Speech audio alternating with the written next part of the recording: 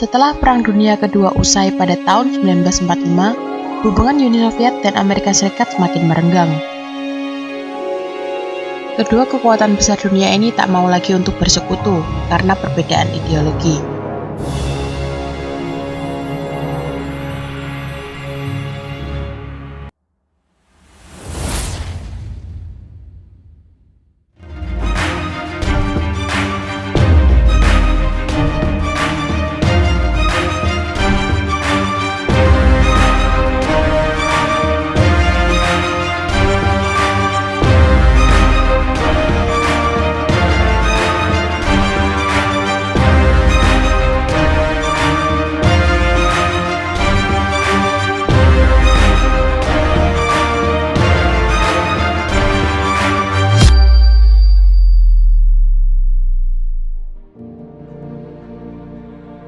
Amerika yang mencoba membangun negara-negara yang hancur karena perang dengan ideologi dan ekonomi liberal kapitalistik, sementara Uni Soviet ingin terus meluaskan pengaruh komunis sosialisnya ke seluruh penjuru dunia. Berbagai macam cara pun dilakukan guna tercapainya tujuan masing-masing negara dan mengukuhkan kekuasaan atas seluruh dunia.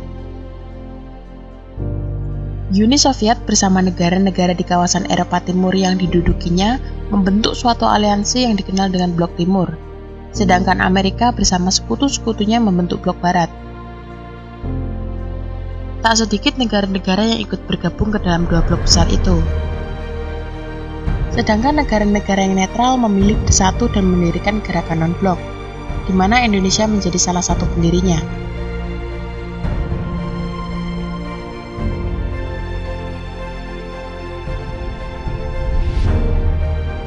Uni Soviet tergabung dalam Blok Timur dengan negara-negara di Eropa Timur yang telah mereka bebaskan dari cengkraman Nazi Jerman. Negara-negara tersebut diantaranya adalah Bulgaria, Cekoslovakia, Polandia, Hungaria, dan Rumania yang akhirnya menerapkan pemerintahan komunis sosialis dari Uni Soviet. Di Eropa Barat, pihak sekutu yang diisi oleh Prancis, Inggris, dan Amerika Serikat memiliki peran penting dalam pembangunan di wilayah Eropa bagian Barat. Salah satu gebrakan terbesar Blok Barat yang masih terasa hingga sekarang adalah penggunaan US dollar sebagai karensi utama di dunia. Dengan strategi tersebut, Amerika yang merupakan kekuatan utama di Blok Barat bisa dengan mudah menguasai dunia dengan memberi pinjaman dana kepada negara-negara yang sedang membutuhkan. Sedangkan bagi negara yang diberi pinjaman, mereka secara tidak langsung sudah menjadi bagian dari kekuasaan dan sudah terpengaruh ideologi kapitalis dari Amerika.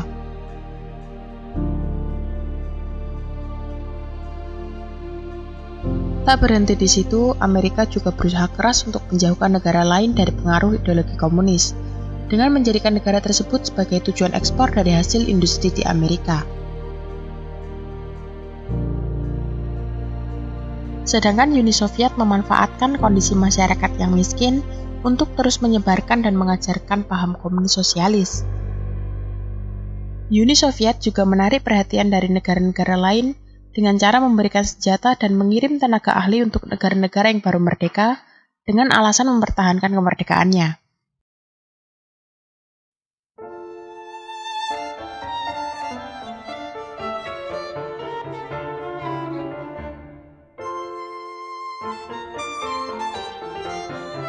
Dengan tujuan untuk melindungi Eropa dari perang dan menyatukan perbedaan antara negara-negara di Eropa Barat, Amerika dan sekutunya membentuk aliansi militer di Atlantik Utara yang beranggotakan semua negara di kawasan Eropa Barat dengan nama Aliansi NATO. Sedangkan Uni Soviet yang tak mau dianggap langa-plongo juga membentuk aliansi tandingan bersama negara-negara di Eropa Timur dengan nama Pakta Warsawa.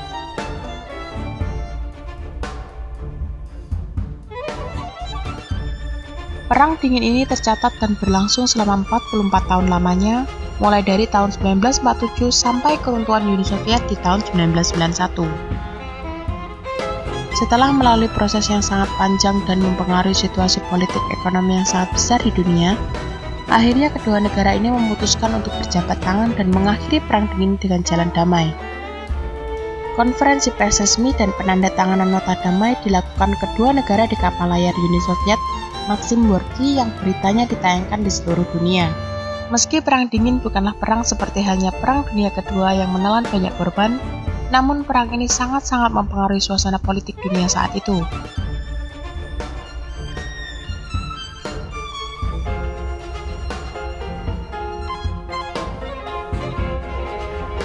Di sisi lain, walaupun perang ini sudah resmi berakhir pada 1991, tetapi efek berkepanjangan dari perang tersebut masih terasa sampai saat ini. Misalnya saja di Laut Cina Selatan dan wilayah Ukraina Timur. Ukraina yang mantan anggota Uni Soviet dianggap sebagai pengkhianat oleh 14 negara lainnya yang juga pecahan dari Uni Soviet karena peristiwa di tahun 2014 yang menjatuhkan pemerintahan resmi Ukraina yang pro-Rusia, lalu mengangkat pemerintahan baru yang pro dengan Barat. Sementara di Asia Pasifik, Cina yang masih memegang ideologi komunis dan terus tumbuh hingga menjadi salah satu negara raksasa dunia, dianggap sebagai ancaman nyata oleh Amerika. Bahkan Amerika sampai harus menyiagakan kapal-kapal perangnya di wilayah LCS karena kekhawatiran atas klaim sepihak dari Cina melalui 9 garis putusnya.